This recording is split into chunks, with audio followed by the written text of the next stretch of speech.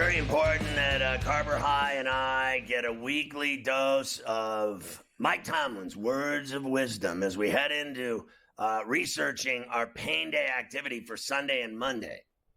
Yep, we got a lot to do. I think you grow. Okay. There you go. All right, we'll get Mike going. Go ahead. From the journey, our business is to win games, and so we better win while we learn. I think you learn every week. You better be in position to do so. We better work to keep the lights on, and winning does that.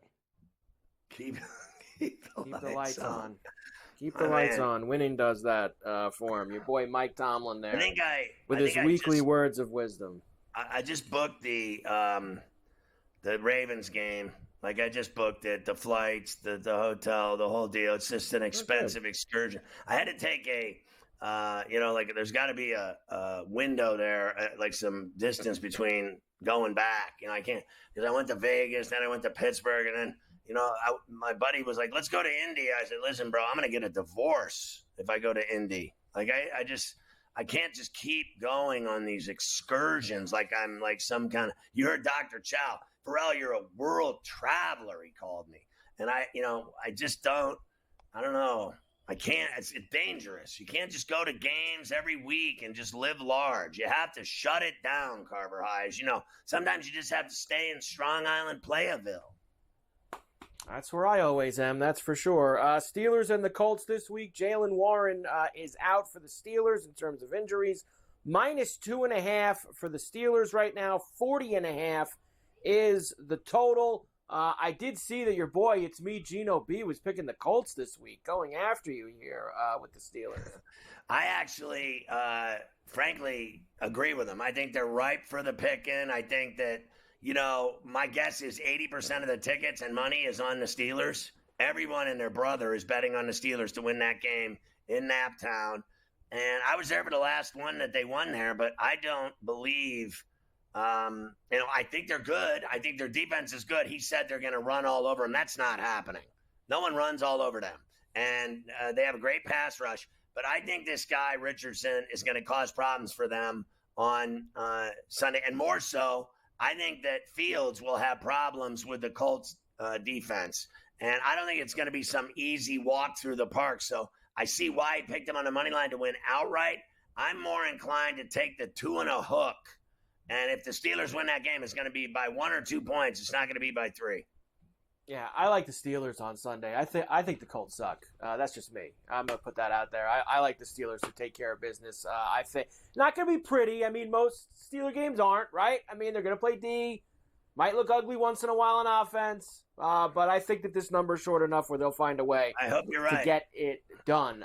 The Eagles head south to Tampa coming up on Sunday. They've been there a couple times the last few years, right? In the playoffs. Last year, they lost to the Bucs in the playoffs. Nobody in Philadelphia is ever happy, Scotty. So this week, they are increasingly upset with Nick Sirianni and some of the decisions that he made, even though they won in New Orleans against the Saints. Here's Jalen Hurts talking about his coach. I think he has his back. Let's find out. I've been really focused on just attacking every day, and I think this team has been the same way. And Nick's putting his best effort forward in doing that, and he's doing a great job in leading, delivering a message. And in the end, we just have to stay together through any moment, I mentioned it in the game. I mention it all the time, but, just not riding waves and keeping the main thing. That's what we're focused on, and that's what I'll try and do to, lead us in that way. Christ, okay. I was falling asleep listening to that guy. He's like, he should be reading children's books to kids on the bedside. Listen, here's the deal. I think it's the worst job in sports coaching in Philadelphia. If you're in Philadelphia and you're coaching any of the above, the Eagles, the Sixers, or the Flyers, or the Phillies, I believe is the most painful job in the world based on the fans. The only day they're nice to you is the day you get the job. The day you get the job, they're a lot like the Giants fans. You remember when they showed Brian Daboll driving in a truck to his new job, and they're like, welcome to New York, coach. God bless you. Well, then from that day forward, it goes downhill real slippery when wet. And I mean to tell you, they have turned on this guy, Sirianni. They blame him for inflation, joblessness, price of food in restaurants and at the grocery store. People stealing packages on people's steps. He gets blamed for that too. They are 1.5-point favorites here in Tampa on Sunday. Now, no Devonta Smith. He's out, concussion. Still no 100% on A.J. Brown or Lane Johnson. Both of them did do some work today, so we'll see what happens with them. 42.5 is the total. Of course, Tampa lost at home to Denver last week. And that was pathetic. I mean, they got whacked by the Broncos. So I think Philly beats them at Raymond James. Next, a big matchup in the NFC South. Of course, the Saints are out to a 2-1 start. Falcons are 1-2. They've obviously been in every game. They've lost that game to the Steelers. They lost to the Chiefs. Then on Sunday night. Now, there's some bad blood, Scotty. We love bad blood on Coast to Coast when everybody gets mad. At the end of last season, Week 18, the Saints humiliated the Falcons. This, of course, is when Arthur Smith was going out the door to the tune of 48-13, and the Falcons were very mad that the Saints popped in a touchdown with 3 minutes to go to kind of rub it in a little bit towards the finish. So here's Dennis Allen. Does he think that any of that is going to carry over here to the first meeting this year? I think you got a new year. I think you got two teams that, obviously feel like they're pretty good and want to throw their hat in the ring. And so I think, look, I can speak for us. Our focus is on getting ready for this team this year, and they present a lot of challenges. So we're going to have to be ready to play. Oh, okay. Sure. Yeah. I did not listen to one word of that. Honestly, I was just sitting here it was like a trail off an airplane. I was like, what is happening with this guy talking? Here's the deal. They didn't forget that game, and it is front and center in that locker room in Atlanta. And I know yesterday I probably and I'm flip-flopping. Yesterday I was like, yeah, I'd probably pick the Saints. I think they're better than the Falcons. But after you told me about all this revenge they want, I'm buying in with the Falcons and Kirk Cousins. This will be – because you remember they had Kansas City by the onions, and they fumbled and blew it. And now this would be the game that they win. Remember, they won the game in Philly. I think Cousins wins another game here and beats them in the Benz. Right now, minus 2.5 for Atlanta. 41.5 is the total here. I like the Falcons too, Scotty. I'm on the Falcons here on Sunday in this one against the Saints. Next, we'll stay in the NFC South with Carolina. Of course, they have a team we've talked about a lot coming into town. The 0-3 Cincinnati Bengals, the Red Rifle. Andy Dalton facing his old team, Scotty, after his big performance in the desert last week. Here's Dalton. It's just going to be nice to kind of get to catch up with them and get to see them. So, I mean, when you see Cincy on the schedule, it's like I've had it every year except last year. So it's always fun to get the opportunity to get to go against them. Yeah, I mean, it's a great team. I mean, their record doesn't show exactly who they are. Everybody knows what type of players they have over there and the success that they've had. So, I mean, you can't take them lightly. How does being 0-3 not tell you exactly who they are? They're winless. They have screwed this season up so fat and juicy, it's a Baconator. I'm telling you, I know exactly who they are. Now, they're more talented top to bottom than the Panthers, for sure. I would actually actually whip cream. I'll eat the whole can of whipped cream. I love the whipped cream on the strawberry shortcake, Carver High. And if you get me going on the whipped cream, the Cool Whip, I'll eat the whole tin in one sitting. Like at Thanksgiving, they want to save it for pumpkin, but I don't save anything for anybody. I eat the whole thing myself with my fingers. If they beat the Bengals, I will eat an entire vat of Cool Whip with my fingers. A whole vat of Cool Whip. Are you going to do that on the show, or are you going to do that at home? I'll do it at home and film it for the show. Okay, for the show. There you go. Minus 4.5 for the Bengals here on the road in Carolina. 47.5 is the total in this game. It's got to be Cincinnati. It's just got to be. There is no way they lose again. There is no way they lose again. Probably not. But, man, it would be great if they did. Wouldn't it be great if they did? But you're probably right. No, there's no chance. It's got to be Cincy. Now, remember, everyone at the Circa Survivor, they already used them, so that's out the window. And, they all lost because of them. So no one's ever using them again. And I'm telling you, their season's over already. And now they're going to go, lose again? No way. There's no way Cincinnati's, they've eliminated pretty much 75% of that pool over the first 3 weeks with their losses to the Patriots and then Washington on Monday night. The Rams off a win against the Niners at home now go to Chicago to see Caleb Williams and the Bears. Here is Rams head coach Sean McVay. Of course, big win last week, Scotty, but proud of his team, but they got to keep getting better. They can't just sit on what they did against the Niners. I think it's just you got to play quality football. I don't think there's any magic solution. I think we just have to play better throughout the course of the game. There's moments where we've done it. There was moments when we didn't do it. And again, like you even look at it, whether it's offensively, defensively, I thought we started fast in the kicking game, did a good job, in that phase. But there was things that you say, all right, this has to be better. And there was moments in the game, whether it was offense or defense, that it was better. But we're looking for more complete games relative from the first quarter to the fourth quarter. The fast start. Quarter to the fourth quarter. I think when we've been really good, usually we play consistently well throughout the course of the game, and that's what we're looking to do is just play, cleaner, more consistent, more fundamentally sound. But inevitably, you have to be able to respond to some of those setbacks. But we would like to not put ourselves in the hole like we have. Listen, does this guy ever stop? I have to tell you, look. As long as Stafford's on the field, they're winning. That's my opinion. They're better than the Bears. People, said that they had no chance against the Niners. They were both banged up, and they were down 14 in the fourth quarter, and they still won the game.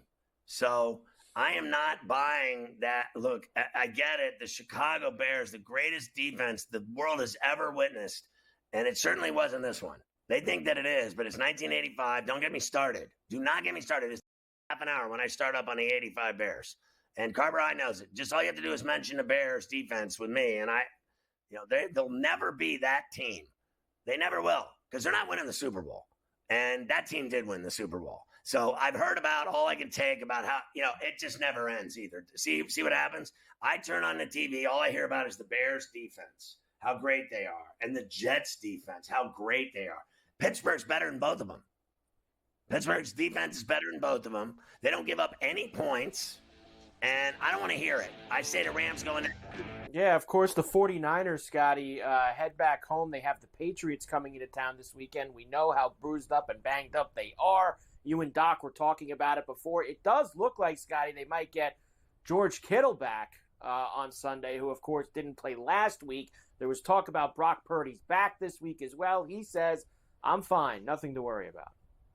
Pinpoint when you hurt your back? Was it one player or just cumulative?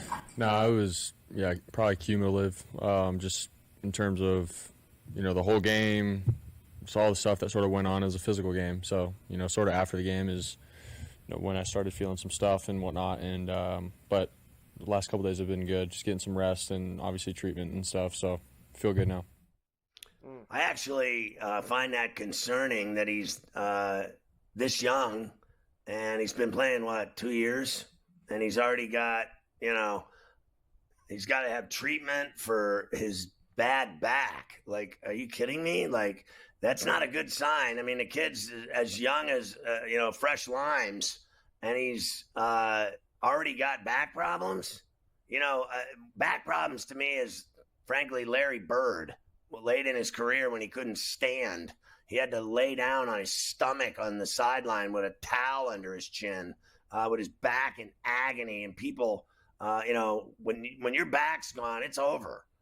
So I know this is nothing, but he's making it out that it's nothing. I'm fine. Don't worry about me. I got treatment all week. I went to Deshaun's masseur, the whole deal. If you have a bad back, once it starts, it never ends. It's the gift that keeps on giving. Thank God I don't have a bad back. I got a bad everything else. but I don't have a bad back. No, you do not. 10.5 for the Niners. 40.5 is the total. We already have talked ad nauseum about big spreads this year in the NFL. This is the biggest one we have seen so far this season with a 10 and a hook. Yeah, I just have this feeling they're going to spank their ass by literally 3 touchdowns. Like, I honestly, I'm like 21. I think they're going to beat them by 21. I kind of lean to where I'm picking up what you're putting down. I think that it could be that. I think we saw the real Patriots maybe Thursday night against the Jets last week. And I think that against a team like this, that can absolutely happen again. Nothing good has been going on with the Browns lately, as you know. They're off to a 1-2 start. They lost at home to the Giants. Deshaun Watson has looked awful. So, of course, the Cleveland media, Scotty, they have been all over Watson and the Browns offense. Now, Amari Cooper is known to be one of the nicer guys in the league, never says a bad word about anybody. That all changed yesterday as he said some bad words, went after the Cleveland media a little bit. Some of y'all don't ask the best questions, but hey, you don't hear me criticizing. So, I think it's just the nature of the business. I mean, obviously we get scrutinized more than you guys do. So, I mean, I think maybe y'all should start asking questions in front of the camera so they can see y'all's faces. But yeah, I just think that's just how it goes. You know, they see everything we do under a microscope, so we're going to get scrutinized more and for mistakes that everybody makes. So. Well, that's the nature of the beast, Amari. Thanks so much for telling us that we all need to look at fat, ugly media people that are freeloading mooches that show up at games for their free ticket and their free meal. And believe me, I don't think it'll take long before they start charging for those meals. Half of the stadiums already do. But, the reality is I think he's got it all wrong. The fact is that the media does get critiqued for their work because they get fired left and right. Media people get fired when the wind blows. TV people, radio people, news writers. It's a brutal business. There is nothing nice about it. And they are judged the same as you. They really are. The difference is that you're on national television on the highest order. Like the NFL, the NBA are on television every game, every night, nationally. And the only ones that no one cares about are, frankly, is baseball and hockey. Because baseball is a regional sport. It really is. Like, I'm not watching the Yankees every night if I live in San Diego or anywhere else. I'm not watching the Cubs in Miami. You're watching the local teams. That's it. Hockey's the same way. No one gives a rat's ass about hockey except regionally. I know the NHL lie to you and tell you how wonderful their ratings are for their big outdoor games and their big, events. The only time people care about hockey, and I noticed, Barbara High and I are the biggest hockey fans here, and Mafia as well. The reality is the only time it matters is the Stanley Cup playoffs. The rest of the regular season is the most meaningless waste of time ever. I'm glad they can fill their arenas and sell their tickets and sell their jerseys and all their merchandise, because that's the only reason they have games. It's a business. They're running games, 82 games, because it's a business. If they didn't run the games, they'd go out of business. Half of them already are. Regional hockey network ratings are awful. They are. That no one watches. You think people sit around watching hockey games every night or listening to their wives scream at them? They sit around listening to their wives scream at them. That's the reality of it. I'm not wrong. Like Amari Cooper, we're judged differently. You're on national television every day. It's the NFL. Who are you kidding here? Like, don't try to be smart with me, some wide receiver trying to get all fresh. No one judges you. No one judges you. I've been fired 30 times. Shut up. Mind your own business, you idiot. You don't know anything you're talking about. Someone's going to stuff it back in your throat like me. How do you like them apples? And then you know what they do? If a guy like me questions him, they throw me out of the press conference for the rest of the year because they don't like anyone that questions their big and their juice and their money-making operation. Nice job. The Browns look terrific this year, Amari. You're doing a hell of a job losing every game you play. Your quarterback sucks, too. How's that taste on a Friday? Well, with the news that Devontae Adams and Max Crosby aren't going to be playing, the Browns are 1.5-point favorites in Vegas. Late window, 425. Total down to 36.5 for this one. Yeah, I don't have any faith in them going out to Sin City and beating the Raiders. The Raiders suck, and they'll still beat them. One guy makes $250 million. I think that these are the type of games that the guy who makes $250 million are supposed to win. That's what I think. When you have this many guys out, as bad as he's looked. Has he ever won a game since he's been in Cleveland?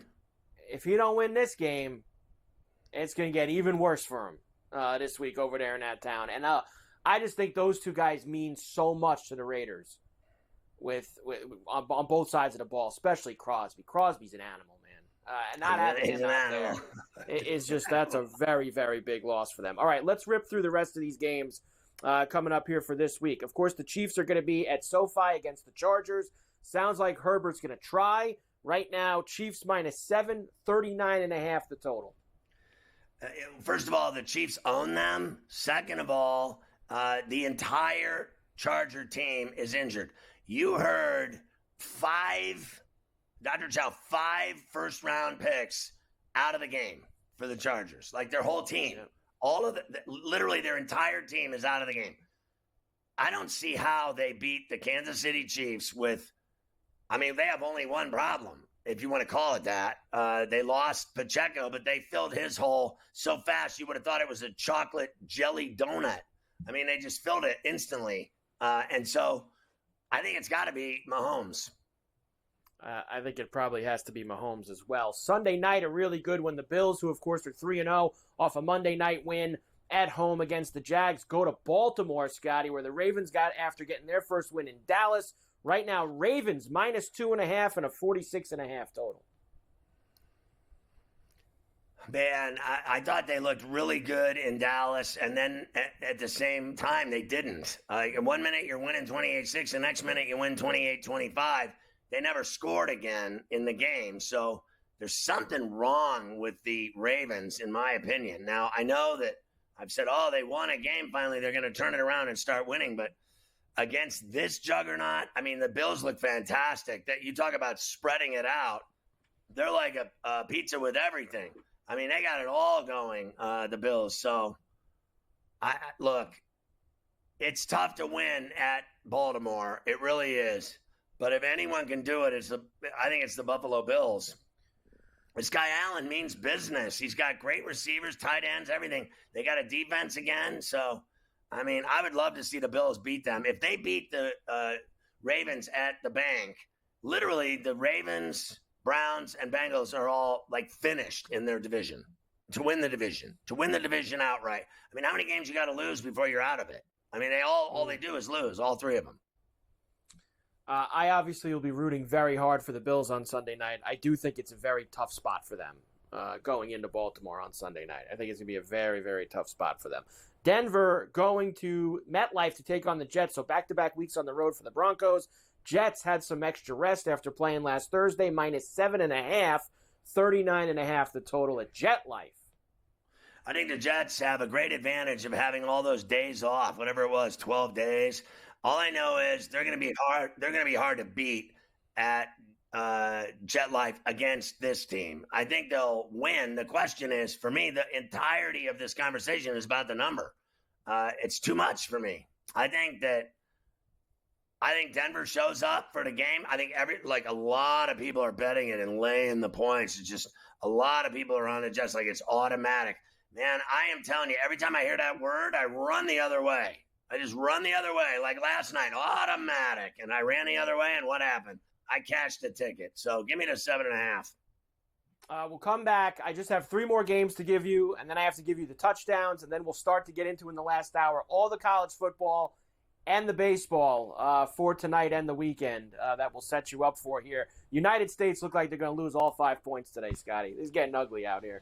And when you watch the NFL, it's always, how is it that every week it's inexplicable, the results? They're inexplicable. Last 3 NFL games, let's go. The Vikings are in Green Bay against the Packers. Of course, several storylines here. You talked to Doc already about the quarterbacks, what the situation is. Packers -2.5, 43.5 the total. I mean, it's just brutal, this game. I got to sit here and wonder if Willis is going or if Love is going. Now, if Love's going, I like the Packers. It's that simple. I'm not making this bet until game day, who I know is starting. I need to know who's starting.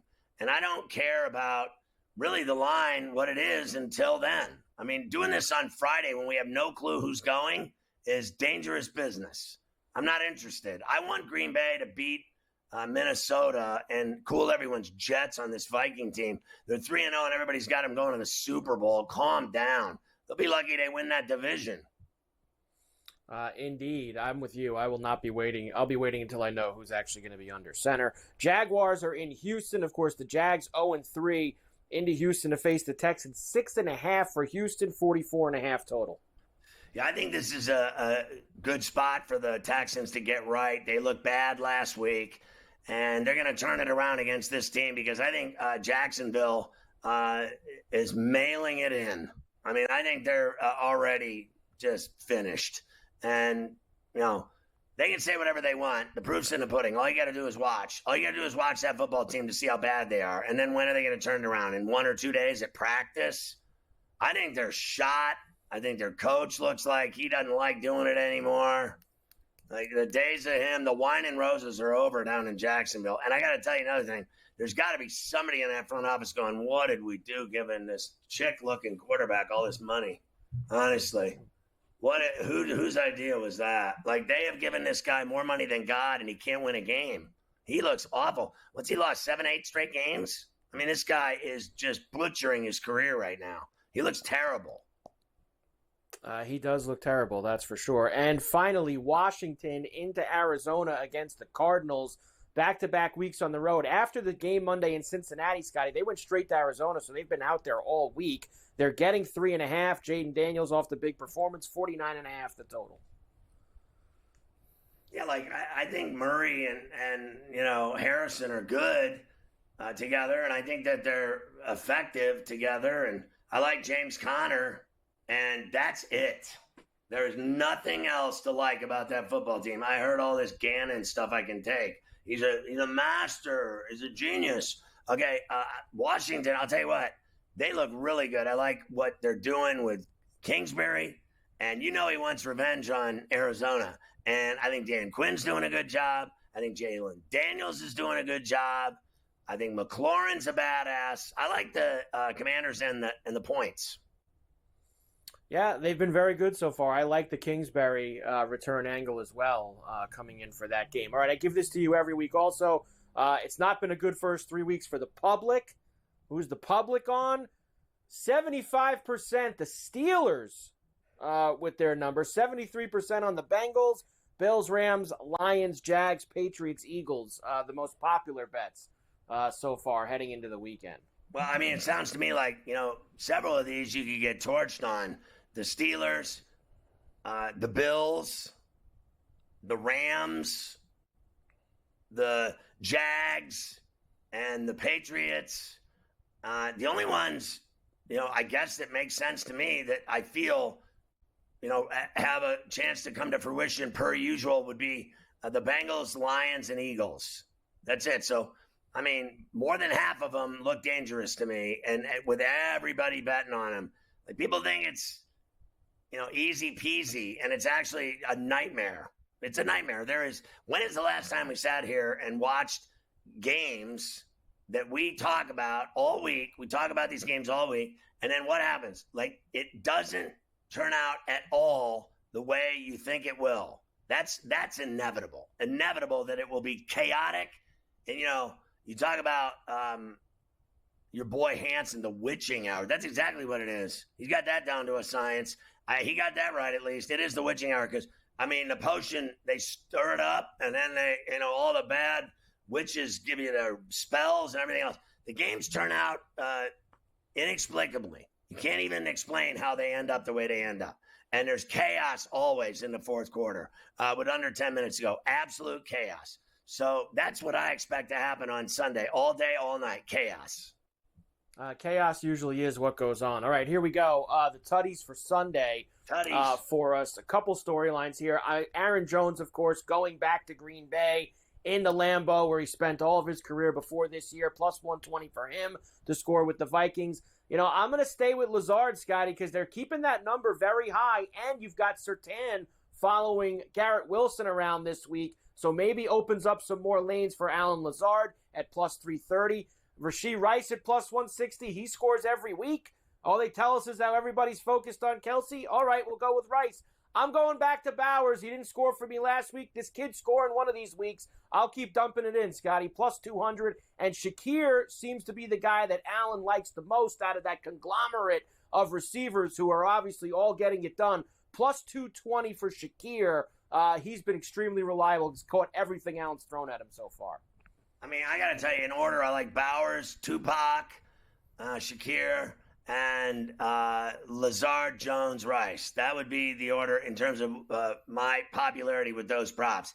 And your Tutty's always cash. So I would say Bowers is my top one because, if there's no Adams, Bowers has got to be tuned up. They have got to tune him up and target him and give him the ball in the end zone. Minshew will throw one to Bowers. I think you're dead on there, plus 2 bills.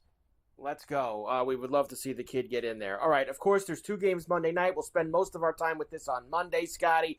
McDaniel not ready to say who's going to play quarterback for Miami yet. Hopefully it's going to be Snoop Huntley. Lions center Frank Ragnow is going to be out against Seattle on Monday night. So, of course, when we come back from the weekend, we'll have 2 games to dive into on Monday on C2C. Rex Ryan says the Cowboys couldn't pony up the money to hire him. Okay, whatever. Because I guess he would have did a better job than Zimmer, who's there now, right? He's the best of all time defensive coordinator. Why would you want to leave that seat anyway, Scotty? Getting paid all that money to sit there and just run your mouth all morning. Why would you want to go be the Cowboy defensive coordinator? Come on. I literally see the guy on there, if I have that on, I can barely take it anymore, that channel. Honestly, it's Chick TV now. I mean, that's what it is. Whether you like that comment or not, have a sandwich. I'm right again.